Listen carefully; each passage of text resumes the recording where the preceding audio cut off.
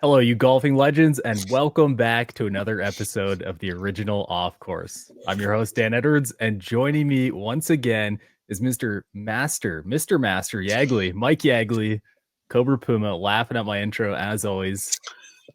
That's because it's spectacular. You're the Welcome best at back. what you do. Don't ever change, baby.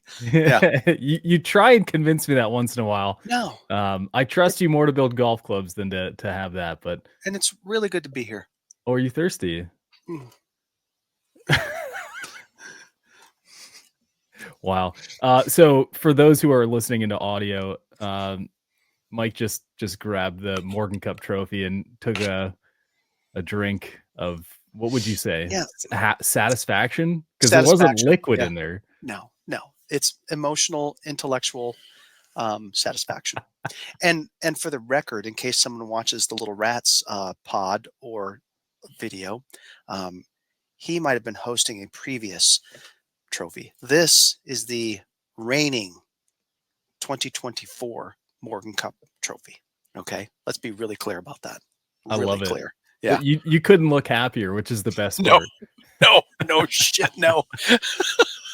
So I think everyone on the forum want to know, since there are multiple versions of the Morgan Cup, do you guys Yeah. walk around the office carrying it like from point to point? Do you ever cross paths in the hallway both carrying a cup? I do occasionally, but he's in the office today, which he almost never is because he's just traveling the world talking to people because that's what he loves to do. I'm going to cruise by his office with this trophy today for sure. Oh yeah.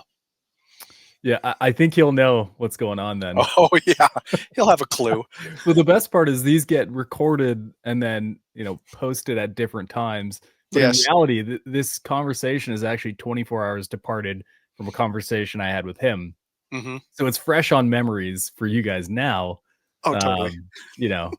So, but either way, it's 2025, and I know you are big into future programs and process at Cobra over there. Are you thrilled that the new year's upon us? Oh yeah. Yeah. So excited for this year. Oh my gosh. We could kill it. And I just want to get the product in people's hands and have them enjoy it because it's so good for all sorts of reasons. We'll get into it, but yeah, I'm super excited for it. Yeah. And that's the crazy part. I feel like the last couple shows I've had you on, we've had huge conversations about things that are happening at Cobra that are pretty wild. Things like 3D printed irons, which, let's be honest, have blown some minds. So far as I've seen on the THP forums, you and Hose have both said crazy things about them, which I completely believe. And it's like, all right, what's next? How do you get to that next level to continue to convince people like, hey, we are serious in this business. We are serious about getting the product that works best for your game into your hands, and that continued evolution. So we keep doing what we're doing. You're going to see stuff show up in tour players' bags, which is really exciting. Things that are semi-prototypical and some things that are like very commercial, but just more stuff that's just going to indicate how we're leading. Cobra's leading in many, many aspects of golf technology. Yeah, I've always been really fascinated at the tour side of things, how they adapt to it or adopt to it. I was going to say adopt and then move into adapt. I really blew that. I'm was so beautiful. disappointed. No, that was awesome. I've been so ready to use that, but Oh, we talk a lot about tour adoption of product and the time it takes to get into it, the tweaks that are necessary to convince them that it's worth putting in play. And we've had this conversation before, Mike. I'm an F9 believer. I've never stopped obsessing over that head. And I've always looked at it like going from that next progression, you had to really convince me that I had to get out of that head. So, we have DS Adapt, which is a clear step forward, I think, which you'll describe to us. But it's not to say that the last version's bad. So when you have these people who are very fond of your previous product, you have to keep raising that bar to convince them that like you guys are doing things that really support their game. and that is not easy. I'm not whining, not crying, right? It's just, you're right. You have to convince them, and it's not easy. This year, it's gonna be a hell of a lot easier than any other year we've had in the past, like 5. because the DS Adapt has all sorts of things going on with it that truly make it better than last year's product and anything previous to that. Um, it's fun. You've already thrown out the adapt word, and I mean, quite literally, as you look at those drivers, you can point to like one, two, three, four different things, which truly helped create that name, DS Adapt. There's four heads. You got a super low spin compact head in the LS. You've got the X, which is kind of that speed demon, forgiving enough for the masses. Then you've got a Max K, which is super forgiving, and then a Max D, which is all about not hitting it right or left if you're a lefty. So we're adapting the shapes and the profiles and the mass properties for each player. And then you get into the heads and you're adapting the weighting system for each player. And then ultimately, I'm going to say this 5 times today, it is the golfer and the fitter's responsibility to make sure once they've got the right shaft, the right head, they've got the right weighting system because it's all kind of dialed in. Now that thing's got to be pointed in the right direction. Loft and lie. Just has to be. And the Future Fit 33 is just an amazing, amazing technology improvement over really anything that anyone has, let alone our own, to help you get that face point in the right direction. So there's your 1 minute, 30-second commercial on the DS Adapt drivers coming to stores near you soon. From the clouds, he says it. Yeah, so that is a huge entry into, I think, what should be the primary point of discussion today of these changes that you've made. I am curious about the name. How do you land on that? Because each year you have, I'm sure, code names, you have Oh, yeah. ideas in which to um, define the heads and what really sets them apart from others. Why DS Adapt? I'll answer that question in a second. I like to tell stories. So you're right about the code names. Like in my head right now, there is DARKSPEED, DARKSPEED Adapt, and the code name for those two, the code name for the 26 driver, and the code names that the innovation guys are working with for the 27 driver. So there's no less than like, what is that? 6 names running around in my head, 5, 6 names running around in my head at any given time to describe a driver. So I have to really sometimes pause. If you hear me pause, it's like, okay, DS Adapt. Okay. I'm not going to call it Toretto or Walker or any other code names that might have come from Fast and Furious, right? Or Yoda, which might be the code name for some other driver, right? So we really do have to focus, and it's super fun. Okay, so back to our regularly scheduled question, DS Adapt. I don't know how much Hose told you, but I love telling this story. Every year, we are tasked with coming up with a new product. In some years, some products, it's like every 2 years. But let's say in the mainstream drivers, it's every year coming up with a new product and a new name. And quite frequently, we are told in design and innovation that it can't look like last year's driver. It just can't, right? Because retailers and consumers are going to go, well, that looks like last year's driver.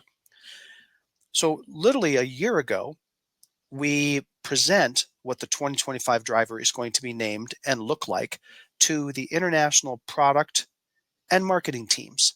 And any of your listeners that are old enough to remember the Muppets show, and I always call this a Muppets episode, when the Muppets just go crazy over something. When we showed them what 25 is going to look like, they freaked out. It was like a Muppets episode. And we're like, what's going on? They said, well, it looks too different from DARKSPEED. I'm like, well, what? You always tell us it's got to look different, right? And they're like, no, DARKSPEED's awesome. You need to keep with that theme. We're like, well, thanks. But 6 months ago, when we first talked to you about this, you agreed that it can't look like DARKSPEED. And we already had backups, and we scramble, and we're like, Adapt is a great name for this. We'll go from what I said last, the Future Fit 33, the shapes, the internal weighting system, the external weighting system. This is all about adaptability. So that's a hell of a name.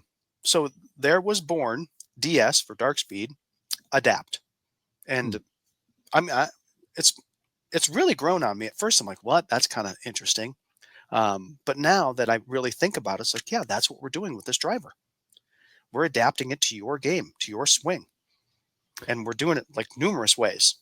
Yeah, I think the point of conversation that's always curious to me is you see companies or even you guys, you change the naming structure completely.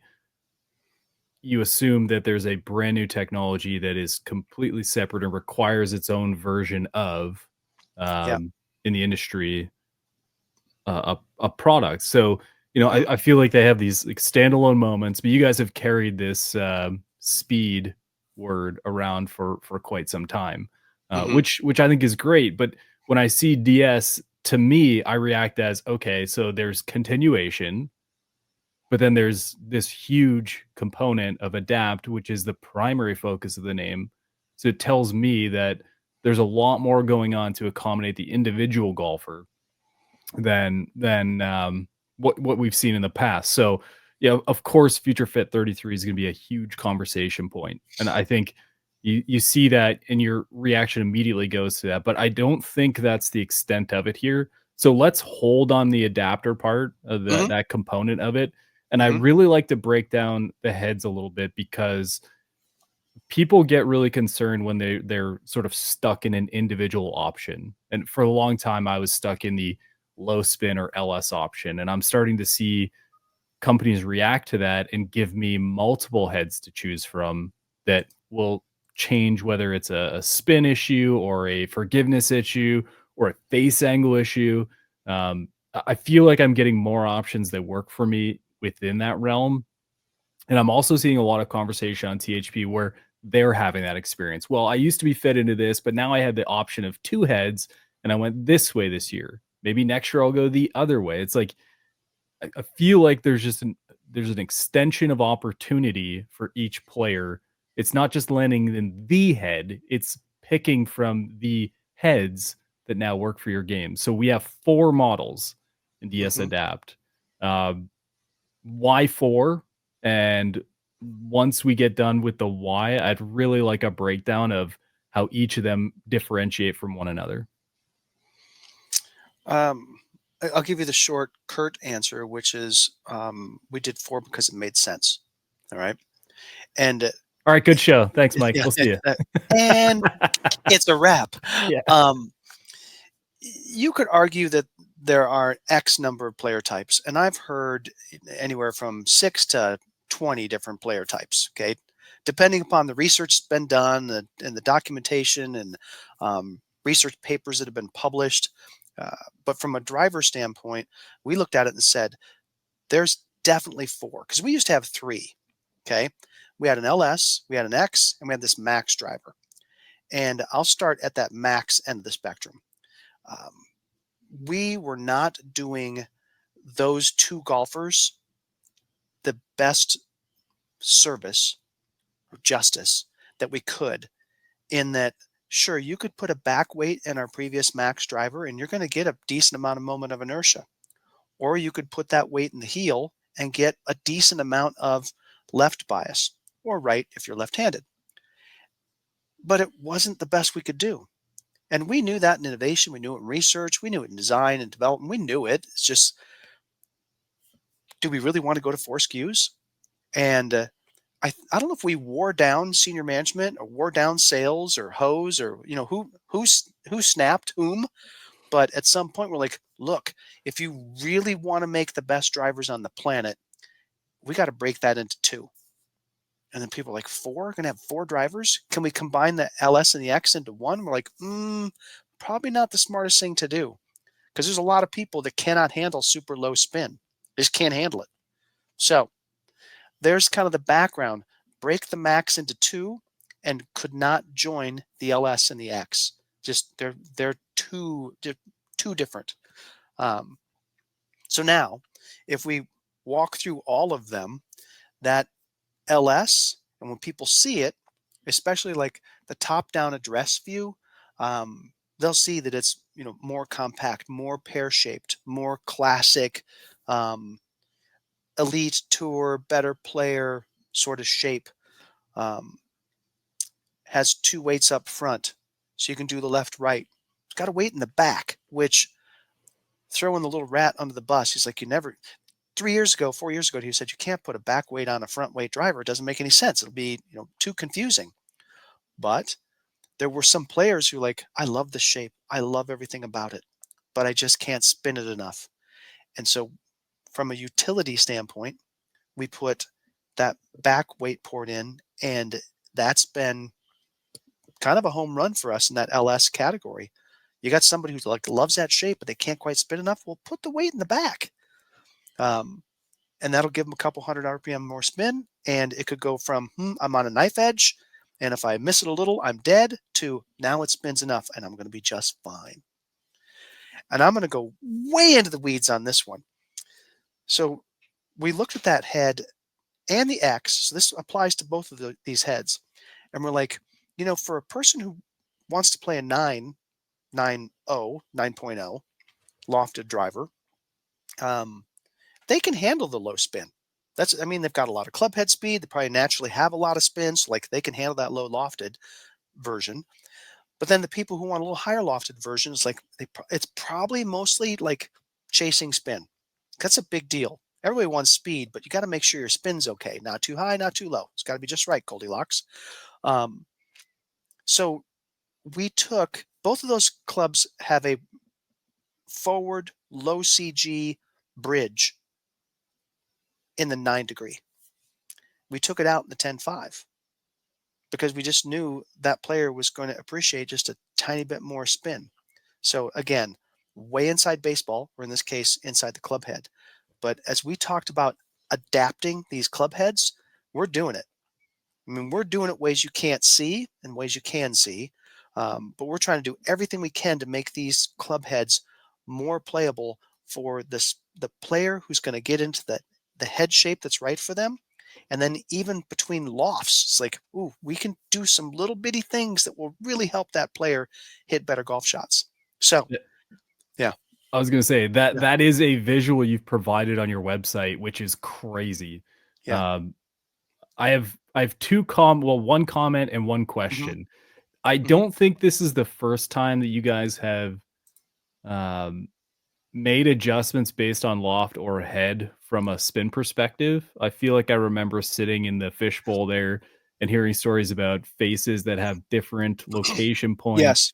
having impactful. So I feel like you've been refining that logic and understanding that there are different needs for different players. But then it follows up with my question is, those were things that didn't have a real defined impact on sound. And I feel like when you alter weight, you move it from the front to the back, there's a chance that could impact the sound. Is that true or no? Oh, hell yes. We can think back only as far as like, I'll go a little further back. I'll go to the F6 driver, F6 Plus. You put the weight in the middle of that track that was front to back, and that thing sounded like ass, as some people might say. It just did not sound good. Performed really good. It was really, really good. I've heard rumors that some of our competitors nearby may have used that as a control club for a while because it was so freaking good, but it didn't sound good. You can't put mass on big flat areas, heavy mass, like extra mass in big flat areas or unsupported areas, because it's going to vibrate like a drum. It's going to vibrate easier. The frequency is probably going to go down. The volume's going to go up. All those things are just not good. Not good at all. In this particular case, we're avoiding that drum head immensely because we're taking what was the bridge mass, which again is not really attached to the outer structure of the body. It's attached heel and toe up front, and there's a lot of stiffness in that area, near the face, heel toe, which is fine. You want to make sure that you don't have a lot of stiffness like in the center face in that structure.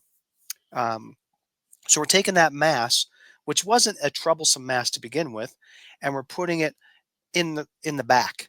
So it's nowhere near that flat sole surface.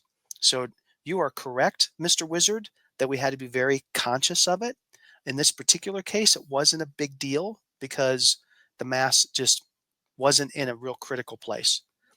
Now, I will say we still have to be very careful with the LS because it does have a weight, heel toe weight.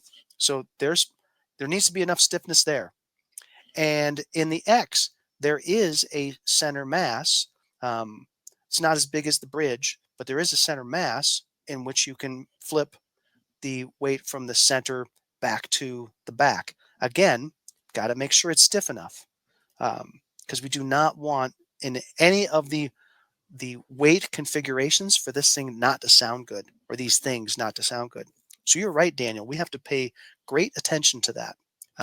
Well, I think the Yeah, interesting thing is twofold for this. Number one, different speeds create different sounds, and correct. resolving that from a company perspective, I have the privilege of playing with a couple very unique to each other golfers every weekend. So when there's a demo day at the golf course, we spend a little time all hitting, and it's crazy the difference between our fastest swinger and our slowest swinger, the Hmm. sounds that come off these club heads that are Oh identically yeah, built, identically constructed, and hit within, you know, a minute of each other. So the idea that um, I'm gonna go in the weeds myself, but go I'm go. just gonna take it right now because Yeah, I'm so frustrated at how much of golf is built on a bell curve. Like, we have a handicap system and it works great if you're right in the middle of the bell curve on yep. everything. We have all these products that are designed and they work great if you're right in the middle of the bell curve. And it's like solving for these outliers. And I believe that I'm an outlier in a number of different ways from like what fits and what works perspective. Um, the chance to connect those dots and bring people closer to a head that works for them while still maintaining what makes them unique as a golfer, I think has been a big thrill.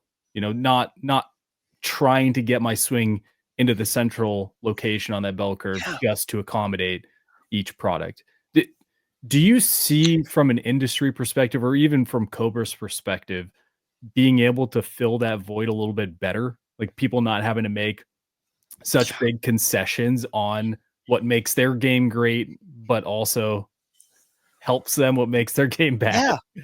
Well, I'm gonna start with patting ourselves, Cobra Golf, on our collective backs, and where I've heard from retailers and other people that are just kind of in the know. They're like, what we really love about Cobra is you are willing to go to the extremes. You're willing to not just cater to the center of that bell curve. Because I would argue, as people that understand statistics, and you picture this bell curve, which sure there is one, but I don't think it's as bell shaped as people think.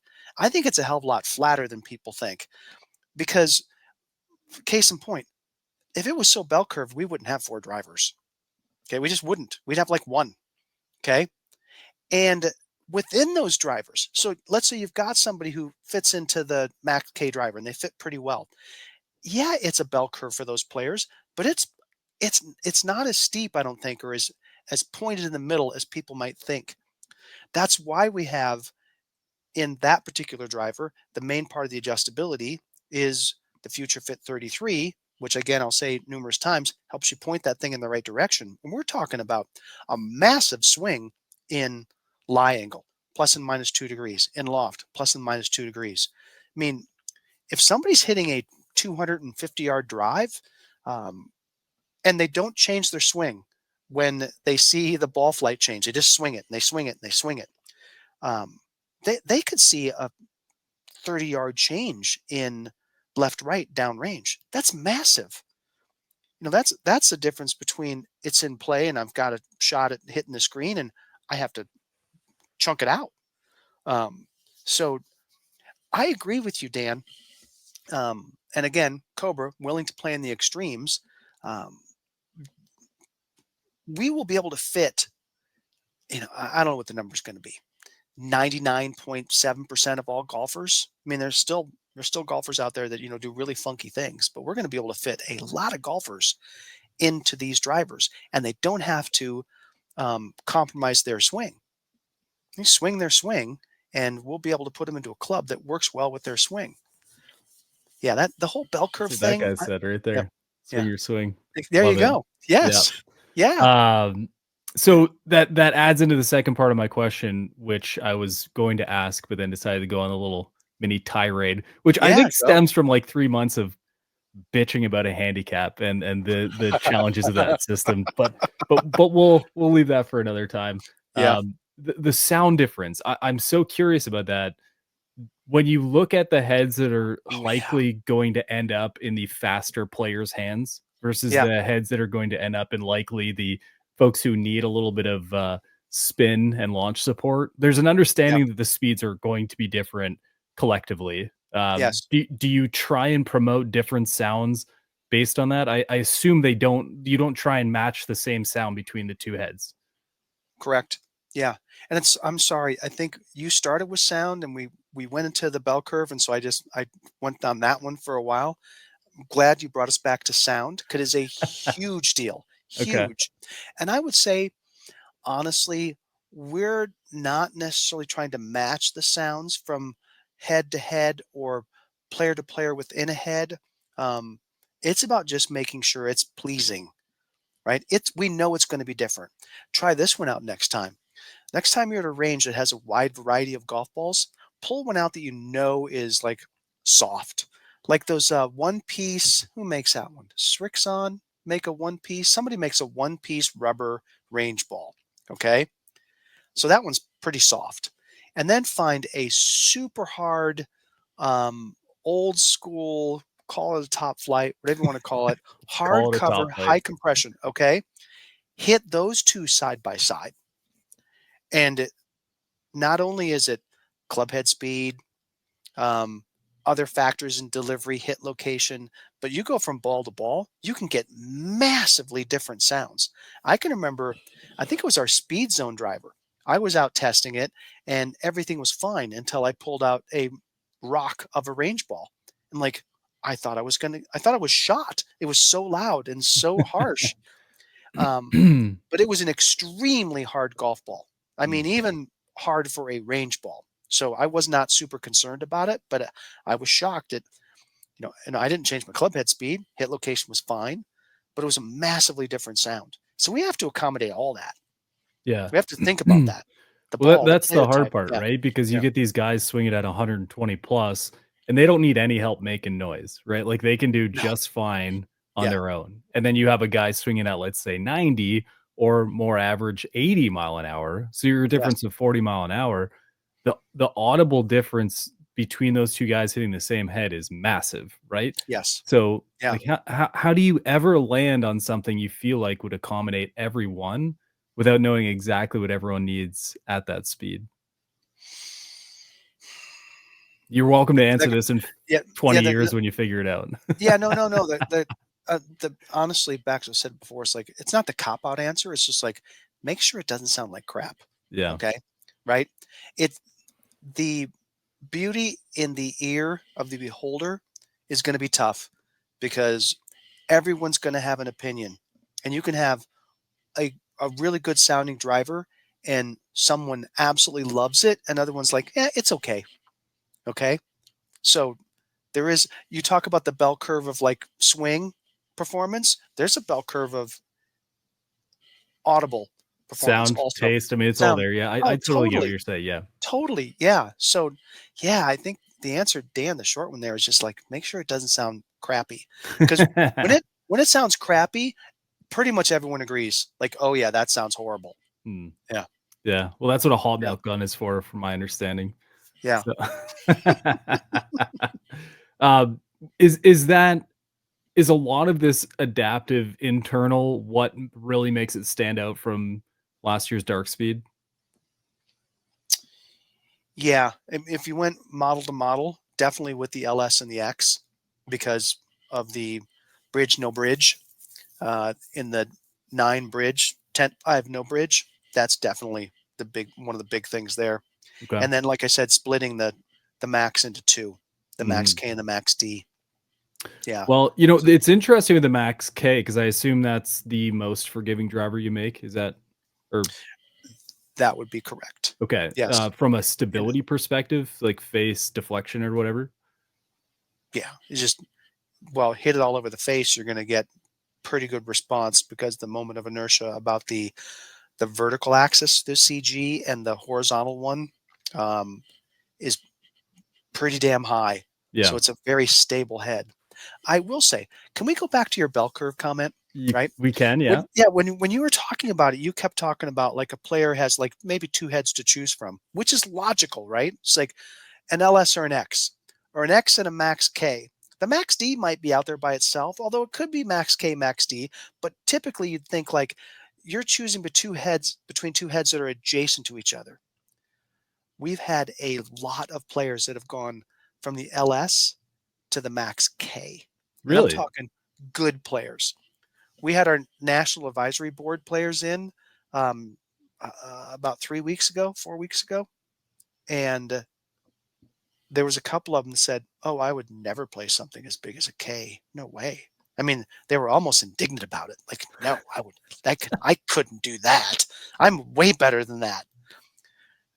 It took about 4 or 5 hours. Maybe it was a whole day. It might have been 24 hours for that person to go, yeah, that K's pretty good. It's not bad. And then the next day they took it out on a golf course and they're like, I couldn't miss it. Like I couldn't miss that driver and I can't not play it. Wow. So you're going to see people jump two heads. I mean, I went to the K. I love that thing. I think that's what LS, Jose's yeah, in too, right? yeah, oh yeah. And he and I can't really play an LS because we're like gifted with low spin. That's And true. That is yeah, the word I would use, gifted with low oh, spin. geez. From birth, I had no idea. When I was a kid, I was not a fast swinger, but I would blow it by guys who were probably swinging 20 miles an hour faster than me. They were just big kids, and they're like pissed off because I mean, literally sometimes flying them. And we didn't understand physics at the time. We're like 13, 14, 15 years old. I get in the industry, I'm like, oh my God, I have exceptionally low driver spin, high launch, low spin. Woo for me, right? Yeah. And that's why I would blow it by those guys because they were swinging so hard with wooden clubs that were all 12.5-degree lofts and wound out of golf balls, and they would launch super low, spin really high, and climb up and fall out of the sky. And everybody thought that was a beautiful golf shot. And I just go, "Don't be me, bam! I'll just knock it by you." Well, I do have a question about Max K because Yeah, I feel like the 10K discussion has been a really interesting entry into golf. And yeah, and there was always a fear that I had for diminishing returns.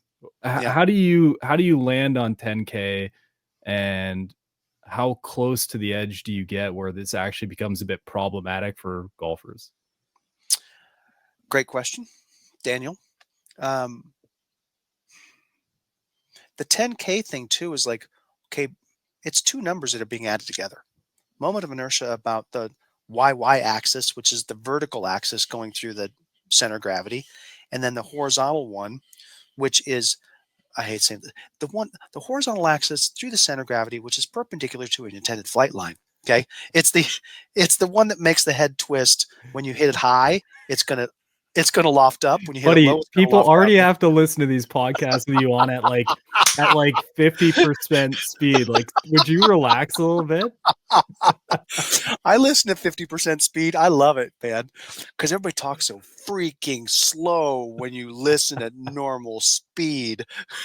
No, I'm My saying they God. go even slower when you're on, just to try and figure it all out. Oh, All I shoot. got was YY and then axis, and then holy. If you're looking down at the head, right, and you hit it on the toe and it wants to open up, that would be the rotation about the YY axis. Okay. It's just a vertical line coming out of the center of gravity. So it's just Yeah. toe opens up, right? Now, if you hit it low on the face, it wants to twist so it lofts down, right? You're just hitting it so it's twisting. That is the XX axis, which it is rotating about. Okay. That's all it is. God, I need a So, cigarette and a big whiskey now. Holy.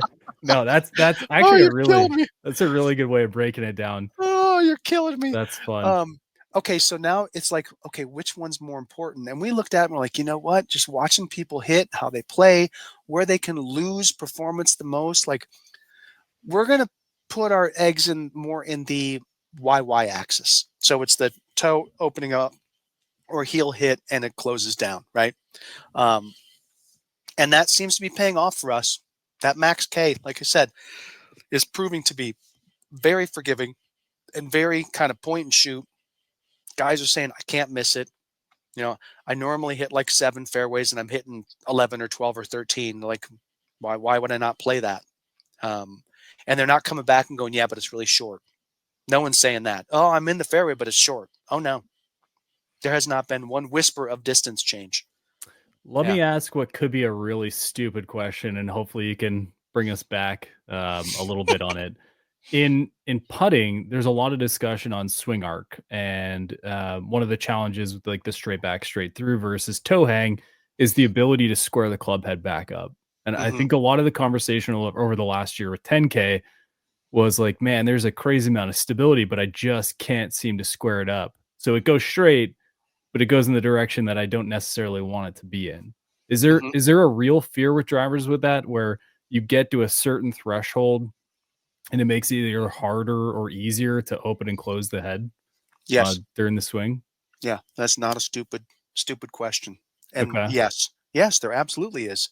There are some people. So it's one, they can't do it, or two, they can square it up, but they just don't like the feel of it. It's like Mm. I can't play either a severely back weighted driver or a severely front weighted driver. It just feels too weird for them. Um, but yeah, that is a legit concern, and we've seen this. It's Here's what we've observed humans doing. Um, you're hitting some driver, and you're hitting it fine. It's going pretty straight, and then we hand you another driver, and the very first swing you take, the ball goes off the planet to the right. I mean, gone. And the next 5 swings, you're fine because humans adapt to it. And what they don't know is we just handed them a driver that has significantly more moment of inertia, but the center of gravity is further back and it's harder to close. Uh, it could literally be a 5% change or a 10% change in what we call, okay, stay seated, the moment of inertia about the shaft axis. Okay. So it's just what you're describing. Like, how hard is it to close? Mm. And even like a 5-10% change, humans pick that up. Hell, the best in the world can pick up probably a percent change, maybe less. I don't know. Actually, I do know, and it's a tiny number, and so they are reacting to that. Now, Mm. what happens is after they see the ball fly, they're like, "Oh!" They don't say it out loud. No one says "Oh," but they just keep swinging, and they figure out a way to close it. So so for something like that, would a golfer need, let's say a guy likes to hit a cut or hit a draw, Hmm. and they say, but I'd rather just hit it straight. Hmm. Would you need to alter a cut swing or a draw swing with Max K versus something like an LS from a workability standpoint? Potentially. Man, I hate saying it that way, or the old your results will vary. It is so flippin' player dependent. Um, you've heard me say this and others say it. I can give you 2 drivers, and I know exactly what they should do, and it does it. I give those same 2 drivers to player B, and they do the opposite Mm. because a player is reacting to it. They Yeah, just are. Yeah. I've experienced that a lot with shafts where people have Yeah. a really significant difference in the experience with this a shaft swing to swing. Yeah. I don't know that I've had a ton of that experience with drivers, but it seems to connect the It dots a little bit where, you're playing not necessarily to a miss, but to a shape with yeah. like these cuts or these draws. And then, I think a lot of people would desire just a very straight flight at this point with the big Yeah. stick. And if that's what Max K can provide, I mean, you got a lot of people whose ears are burning right now. Oh, yeah. I mean, I've never played a driver this big with this much moment of inertia with the center of gravity that far back, and I'm not a super strong player. Um, I have no problem turning it over. 0. I'm hitting it really straight. Hmm. Freaking thing's awesome. I'm not hitting any snap hooks with it, so that potentially could indicate, yeah, it might be a little bit harder to turn over, but it's not like it's, oh shit, I can't hit the fairway. It's not like that. So going down this rabbit hole, Yeah. the players reacting to stuff, um, could be a tour player. I won't say any names. Could be somebody, that our listeners have heard of. Um, I We don't have all the data yet, but I'm pretty convinced that you could have two drivers that have almost identical mass properties, but the alignment or lack thereof of the graphics on the head will make them convinced that one club is harder to turn over than the other. Mm. And Yeah, so I mean I watch all that. the way it 'Cause shapes at address yeah, even is I yes, remember you I talking a lot about how yeah, Ricky looked down. You were deciding when you had the rollover face on is that was speed zone, wasn't it? yeah, yeah, You were deciding whether you wanted the lines to be vertical or yes, parallel, yeah, and got a lot of tour feedback there. I think there's yeah. a great deal of truth to that. And I want to Oh, circle back on the other thing you mentioned where golfers can adapt to change. Back mhm, when I was actually pretty consistent, I could grab any golf club from anyone's bag in a range. And I would always say, give me 3 shots 3 shots to find the yeah, head and find the shape, and I could hit that pretty well after the 3rd shot. It was never the first couple. It was always like, "Oh, no. yeah. What are we doing here?" But you eventually find it, which is an interesting thing, and part of the fitting discussion is, like, don't just don't just labor it and don't ask what's there because 'cause you're gonna convince yourself otherwise. Oh, totally. Yeah. Yes. Um, I've seen so what you just described for yourself is utterly amazing. Um, and humans can do that. Was Yeah. Yags. Was is is what was when you did it is when you do it next. How's that? Maybe, yeah. Yeah. Um, I've seen tour players pick up a club that for most mere mortals, was like utterly unhittable because we put the CG in just a freaky location because we used really strange materials, but you couldn't see it. Maybe aluminum where it should have been steel. And so the center of gravity moved a lot. And most people could barely get the club on the ball. Might hit constant shanks. The CG's in such a weird place. Tour player picks it up, waggles it once, and hits it right in the middle of the face. You're like, what just happened? How did he do that? Yeah. Humans are Uh, just amazing creatures. I'm yeah. so impressed with what humans can do. I feel Yeah, badly that well, I think this conversation has been incredibly interesting, and I hope people feel the same way. But there's something we really need to speak about, and it's a new adapter system you guys have created. Uh, yeah, I want to know from your perspective when it comes to designing something like this, people can get really cranky when you change what is comfortable. And really? really Yeah, cranky. really, Well, I yes, mean, but yeah, I'll add layers to that. Listen, there is a lot of comfort going to the company their next product and saying, "I love it in this setting. Let's go to home and start from there and see yeah, what we think." And the other thing is, "Oh, I'm gonna take my favorite shaft, which already has the adapter on it, and I'm gonna only hit it with that shaft until I figure it out." There's just a lot of there's a lot of comfort in that continuity from release to release, but I believe that most companies only make this change when necessary and when it has a significant impact in a positive way to the golfer. So let's just lay that out there and can you give us an idea of truly how much thought went into the new adapter system? sure. And I agree with everything you said in terms of people's comfort level and not wanting to change, right? Um, can I use my old shaft tip with this new system, right? Please tell me I can't. No, you can't. And I'm sorry. Okay. You just can't.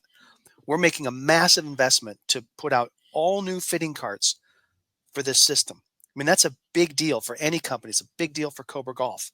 Um, and thinking back, uh, so we've been using MyFly 8 for a long time. It's like 9, 10 years, something like that. And Jose Maria Alazabal, he he persistently would say, "Hey, when are you going to give me MyFly 10? When are you going to give me MyFly 10?" It's like, dude, calm down, right? It ain't going to be 10. Just let us be for a little while. Plus, we didn't really mind to make a change. I mean, the system worked. It was okay. Clayton Evans, who's in my innovation group, it's like he's been working behind the scenes and people hadn't really seen what he's been doing. And we dropped it in front of Hose and Dan and the head of sales and the head of design, Doug Roberts. And we're like, look what we got. This thing will allow you to have literally twice as much throw as a MyFly 8, not just a little under twice as much throw, but now you can independently, now they're not totally decoupled, but you can independently adjust loft and lie. And furthermore, it's not all in one direction in terms of lie. You can go in both directions.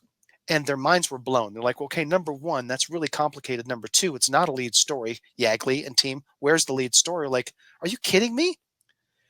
Club head speed, get the right club, get the right shaft.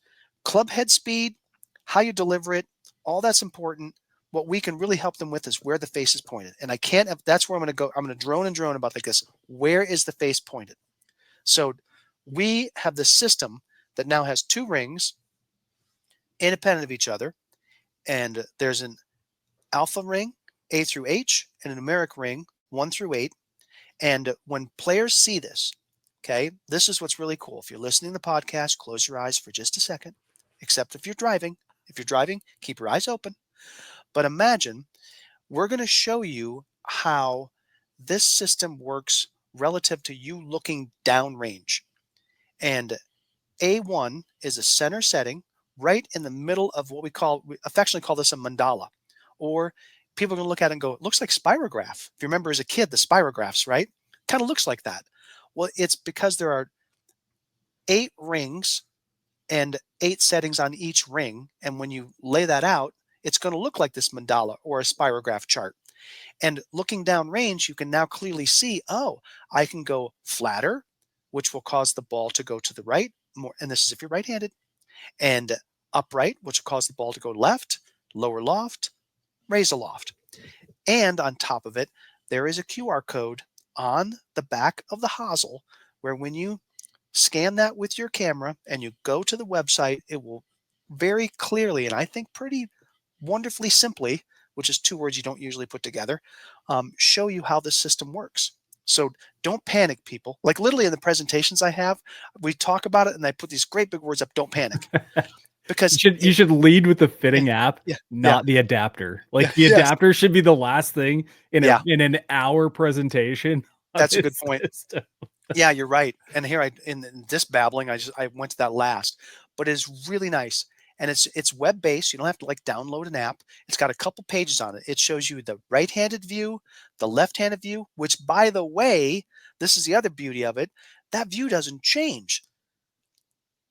It's just going downrange. It should look the same. It's just if you look at it, the words have been flipped. Upright is flat and flat is upright because you're left or righty, right? It's all about what the system will do from a trajectory standpoint. And then furthermore, it says, hey, if you're playing with the system, start in A1. And if you're hitting a shot upper right, you don't like the looks of that, here's a recommendation of where you would go to bring it down and more to the left. It's about as simple as a complicated system can get. And then for the serious nerds, I'm almost done, Daniel. For the serious nerds, you can pull the sleeve out of the head and underneath where it was inserted into the club, you will be able to see loft and lie numbers. And it's anywhere, it's like a 0, a plus or minus 0.7, and a plus or minus 1. And when you do that, I'm going to put my glasses on and look at it. You can add the numbers. And if it's 2 negative numbers, then you've got a big negative number, like -1 would be a -2. You just add that number to the stated loft or lie. So if it's a 9 degree and it says -1 -1, that's now -2. So you just put it in a 7 degree setting. So for the serious nerds, they can find the numbers inside the box of Wheaties. Okay. It's in there. Okay. Get the face pointing in the right direction. I can't emphasize enough. So here's what I'll admit. Yeah. And I said this to Jose when he and I talked, Jose. I am a 100% a set and forget kind of guy. I do not like Oh yeah. tinkering. Once I'm in the setting I like, I prefer to leave it there unless I switch a shaft. Yeah. Or I'm seeing very consistent issues. And this goes back to that um, concern I have with the way the face looks at a dress. It needs to look the right way, not Correct. a bunch of different ways. So, Yes. that's big for me. However, I am also a massive proponent of give me as complex and as many options as you possibly can without having a negative impact on the result. Yeah. So, I'll never understand the thing of, well, I just want a glued head or I just want 3 settings. It's like, why Yeah. limit there? Why stop? And I've said the same thing about golf clubs. You want to release 15 heads this year? Great. Just let me know where to hit them. Yeah. Because Oh one yeah. of those 15 are a lot easier for me to fit into my game than one of 3 or one of Yeah. 2. You know what I mean? So when I took a look at this, hang on, Mike, I'm almost done. No, I would just want to say yes, yes, yes. I'm teasing you. Yeah. Yes. When Yeah. I saw this system, of course, the immediate reaction is, "Man, that looks complex." But it's also like, "Hell yeah." You know? So, Yeah. the idea of, okay, how do they explain this away? So what I did, which is what I think a normal person should do, is click on the website, go to the fitting information that's provided directly to you, and there's Yep. a very short, simplified demo that shows exactly what to do. And then you guys went and put you you went and put a QR code of like a don't mess this up QR code. Like, hey, we can't make this any easier for you. Yeah. So, you know, I haven't had the chance to hit it yet to see what sort of impact it has on my game, but I see and understand the application. I recognize that from my Fly 8, this is a very significant improvement should the results show that. Yes. Um, and especially because with my Fly 8, I was never terribly satisfied with only that subtle change. And I know there were draw settings, which means, uprate a little bit. And I Yeah. always ended up in like a -1 draw or whatever. Yep. But the idea that you can really refine this and do it in a way that is super easy to use is beautiful. I think it looks awesome. Thank you. And so I acknowledge Clayton Evans, who's my guy in innovation. Um, then Zach Majors and Stephen Mitchell took it in design and like really made it work in the club head because we give them prototypes. Like this ain't done. Like this is a prototype. Here you go. They made it really work from a commercial product standpoint. And then the guys upstairs, Chris, Luke, Andy, they took it and turned it into something just really, really visual, really visual. So So it was a let me total ask team effort. you Yeah. let me ask you like the mic drop moment here. Yeah. What How does that impact you when someone just takes a look and says, "Oh, this is way too complex." Um, And I'll I get, even add to that, Mike, yeah. without trying it. That's what I would say. You need to try it. And if you show it to them and show them, as you said, there's so much content now. Um, Great video on how Future Fit works, right? And all the static stuff and the stuff online. Um, it's and it's worth it. You said something going back to what you said about glued in clubs, right? And when we first started this conversation about I don't like change, but the reality is golfers change too. Your swing changes whether you think it does or not. So go get fit. This is the get fit commercial, right? Go get fit and it might be time for a different shaft. And I guarantee you that the the time spent getting fit into one of these heads will be well worth it because as you have pointed out, like and I've said it too, is like there's a plethora of heads, mass properties, and now um, I'd say face pointing properties, loft and lie. And in there somewhere is a great head for you. And to think you're going to get as good a head with a glued in shaft is nuts. It just is. And furthermore, you know, we haven't even talked about fairways and hybrids. I've heard people get way more geeked about this system, the Future Fit 33, in fairways and hybrids than they are about the drivers. Wow. because they can just from a swing standpoint, now you can, if there's a turf interaction thing and you need to make it more upright or flatter and you want to make sure the turf interaction is really good, you can do that. And then ball flight and ultimately gapping.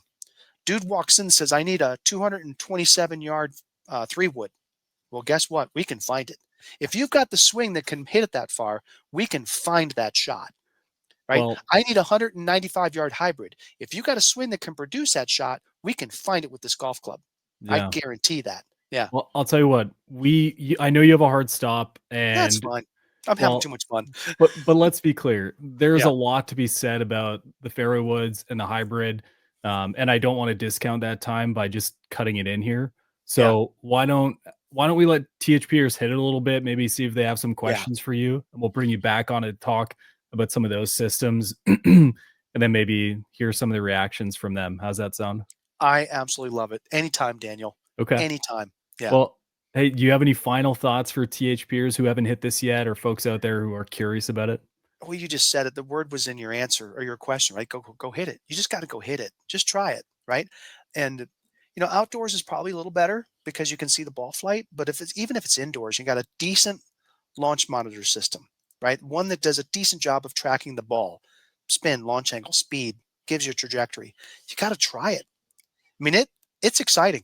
I dinked with it for a long time outdoors without a launch monitor, and I ended up in B7. Okay, people can look this up now, and it's not where I thought it was going to be. It just isn't. Hmm. And Well, the yeah, interesting thing you said yeah, about hitting outdoors, I would prefer that as well, especially with a driver. But yeah. the application that I watched the video in actually showed how beneficial having that shot shape inside on a monitor that you can Hmm. actually see the way the club's shaping or the ball's shaping is a huge benefit to this program. So Yeah, if you are outside, get on a get on a system that will show you the flight as well, not just like your visual, so you yeah. can actually see what's going on, so you can get into the right slot. Or just tinker, man. You got 33 Tinker. options to get better at golf. Yeah, and again, that app will guide them right through it. It it's not that hard. Might look Yeah. scary, but it is not. It is not.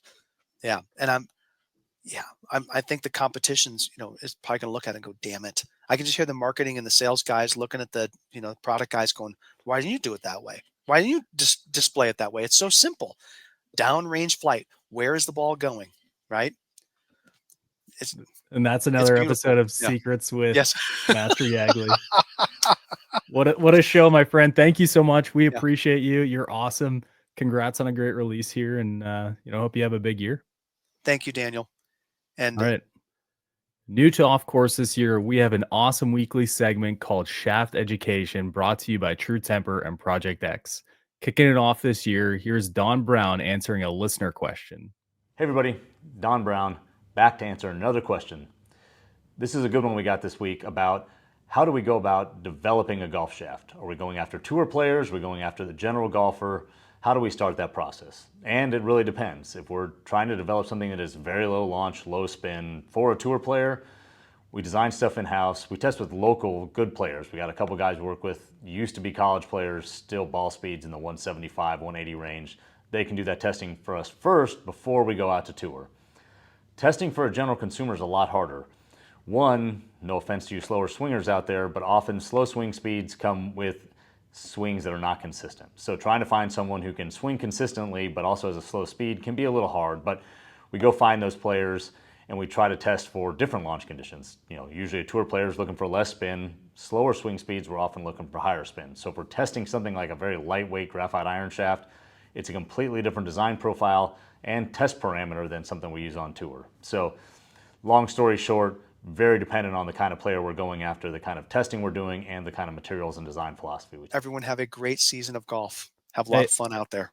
if you Yeah. guys are playing golf this weekend, have fun. Make it count. I'm stuck in the snow, so I can't play. And if you are playing golf and you're playing with a buddy, tell them they're good. They probably need to hear it. We'll see you There you guys go. next week.